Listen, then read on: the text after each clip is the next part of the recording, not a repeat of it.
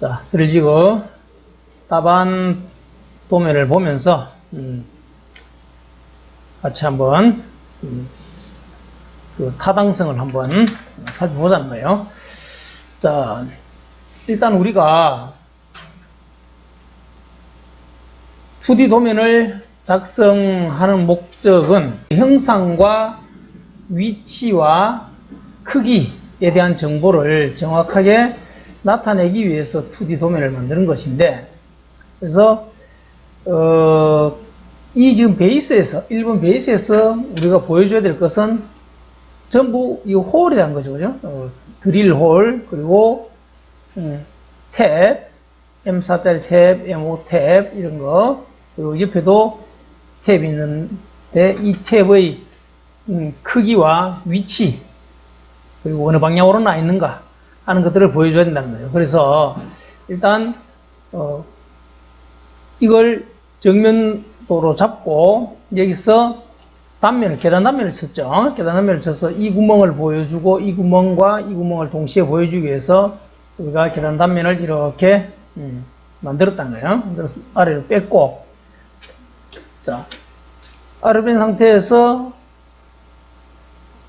말하자면 이건 이게 정면도라면 이게 뭐 저면도가 될 수도 있는데, 어쨌거나 여기서는 구멍의 정확한 형상이 드러나고 있죠. 그래서 자, 탭의 스펙과 개수 2개, 그리고 깊이, 그리고 드릴의 깊이 다 나타나야 되겠죠. 그리고 누가 봐도 사실은 이 면의 중간에 들어가는 게 맞지만, 그래도 치수를 넣어가지고 중심선과 기준면 사이의 거리를 도시해주는 게 낫겠죠. 이렇게 해놓고, 그리고 각 구멍 사이의 거리, 각 구멍 사이의 중심선 거리, 그리고 끝단에서 구멍까지의 거리, 끝단에서 구멍까지의 거리, 이런 것들이 다 나타나 줘야 된다는 거예요. 그렇게 하고, 여기서는 가장 사실 중요한 포인트가 이거죠. 키 자리입니다. 그렇죠? 키 자리를 정확하게 도시를 해주고, 키 자리에 끼워 맞춘 공차, 그리고 여기 적용하는 공차는 T1이죠. 베이스의 키 자리는 축에 적용하는 키 자리에 준해서 적용해주고, T1 치수를 적용하고 공차값을 제대로 규격에 따라서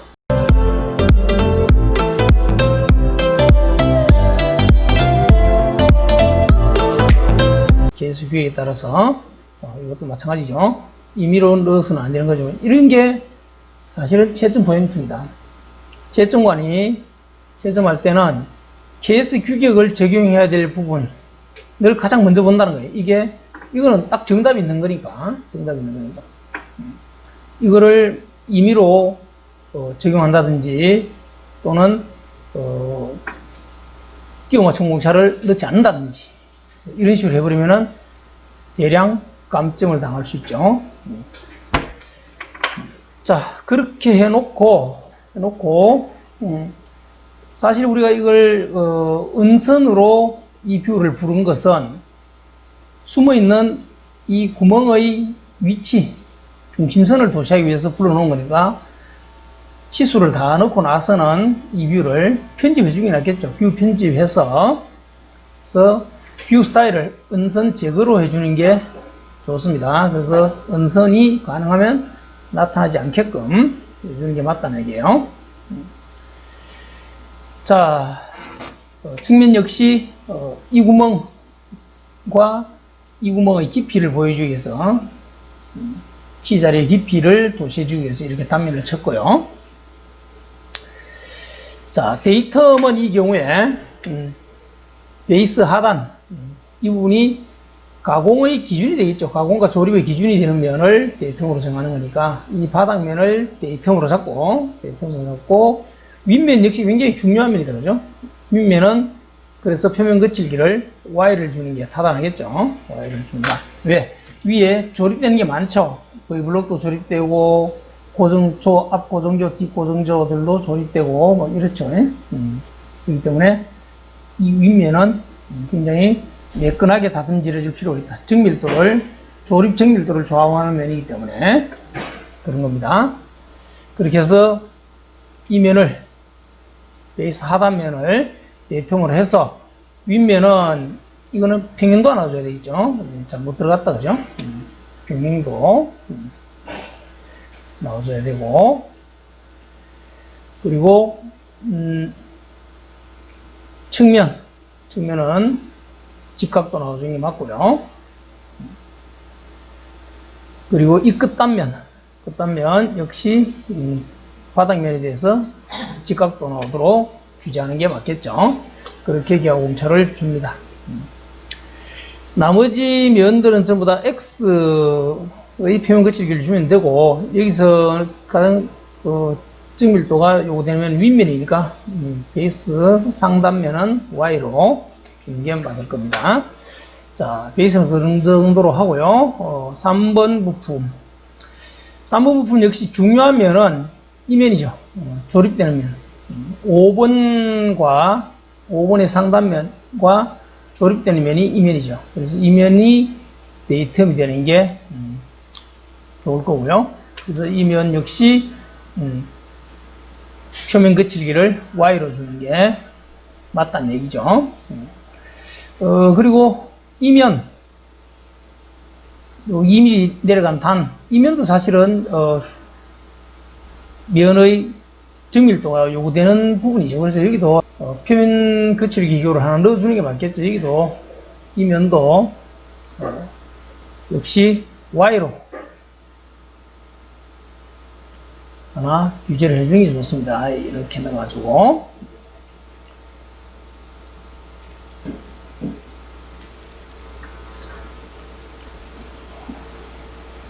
이런 것 누락되기 쉬운데 이렇게 넣어주는 게 좋죠. 자, 그렇게 하고 이 면에 대해서 이 면은 직각도 하나 넣어주는 게 맞겠죠. 그죠? 직각도 하나 넣어놓고 이 구멍 역시 중요한 구멍이다. 왜? 여기에 드릴 부시가 들어갑니다. 드릴 부시는 규격품인데 드릴 부시가 어떻게 조립되느냐, 좀 빡빡하게 조립이 돼야 된다는 거예요. 그래서 중간 내지 억지 끼워 맞춤 정도의 끼워 맞춤 공차를 주는 게 맞습니다. 그래서 파이팔 N5 끼워 맞춤 공차를 줬고요.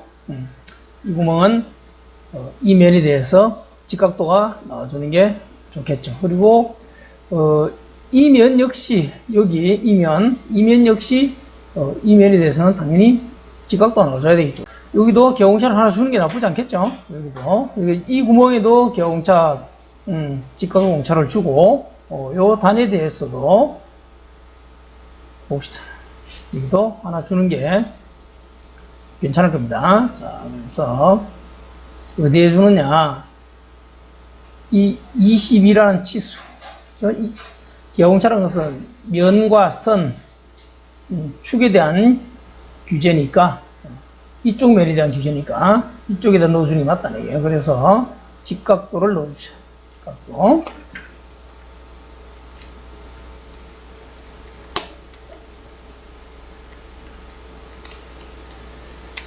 자,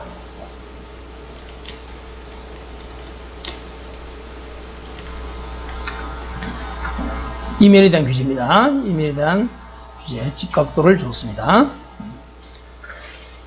자, 그리고 양측면도 직각도를 줬고요. 여기 직각도를 줬고, 이 단도 직각도를 줬습니다. 사실 이 면은, 이 끝면은 사실 그렇게 중요도가 높은 면은 사실 아니에요. 이것보다는 이쪽 면이 중요도가 더 높겠죠. 직접 조립되는 면이니까. 자, 그리고 5번 넘어와서, 5번 역시, 우선순위, 중요도 우선순위가 높은 면은 이 면이다. 베이스와 조립되고 직각도를 좌우하는 면이기 때문에 이 면이 일단 데이텀이 돼야 되고 표면 거치기 Y. 윗면 역시 3번 부품하고 조립되는 면이기 때문에 여기도 표면 거치기로 Y를 줍니다. 자, 그렇게 해놓고 나머지 면들은 뭐 그렇게 중요하지 않아요. 나머지 면들은 구멍의 위치 이런 것들만 도시해주면 되고 나머지 면들은 전부 X로 주면 되겠습니다. 그래서 구멍은 늘 개수와 스펙 그리고 깊이 이런 식으로 들어가주고 드릴의 깊이는 이렇게 반드시 도시를 해줘야 된다는 겁니다. 드릴 깊이 빠뜨리는 경우가 간혹 있는데 그러면 이것도 역시 중요한 스펙이기 때문에 감점 사유가 될 수 있습니다. 주의해야 되겠죠. 그리고 이 구멍 파이 12짜리 구멍인데 여기는 왜 끼워 맞춘 공차를 N5를 줬느냐. 여기 역시 조가 끼워지면 그게 자체가 끼워지면 잘 안 빠지는 그런 역할을 해야 돼요. 그래서 좀 빠듯하게 끼워 맞추면 되는 끼워 맞춘 공차를 줬어요. 그래서 M5를 줬습니다. 자, 그리고 6번 봅시다. 6번.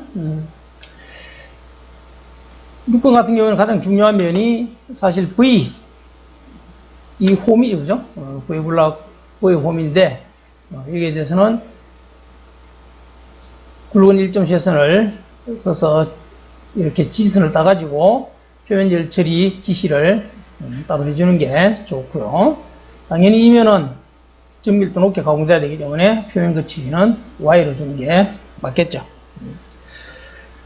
데이텀은 밑면, 조립되는 밑면을 데이텀으로 잡고 이 면에 대해서 위에 상단면은 평행도 나와주면 될 것이고 나머지 면들은 뭐 그렇게 정밀도가 높진 않죠. 이런 면들은 측면은 직각도로 나와주면 될 것이고 이렇게 규제해주면 되겠습니다. 그리고 드릴 구멍에 대한 표면 거칠기 이런 것들 빠뜨리는 경우가 많은데 넣어줘야 되겠죠. 또 가공이 되는 구멍이기 때문에 가공이 되는 면은 절삭 가공이 되는 면은 예외 없이 표면 거칠기가 들어가줘야 됩니다. 이쪽도 역시 마찬가지. 이 구멍 역시 이렇게 X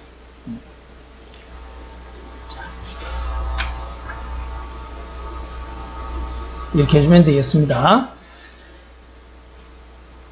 그렇게 하고 자 9번 9번 같은 경우에는 조립되는 면, 이 면이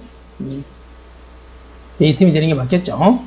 베이스에 조립되는 면이니까. 그리고 여기는 좀 쌍다듬질, 매끈하게 다듬질 하도록 경초를 줬고요.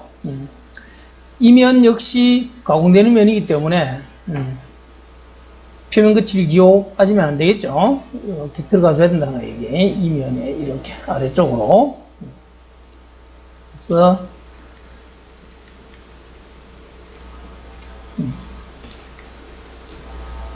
들어가주는 게 맞고, 그리고 이 면은 조립되는 면이기 때문에 이 면에 대해서는 직각도가 나와주는 게 맞겠죠, 그죠? 직각도를 주고, 나머지 면들은 뭐 그렇게 중요도가 높은 면은 아니지만은 우지기하 경차를 준다면은 이 측면도 직각도를 주면 될 겁니다.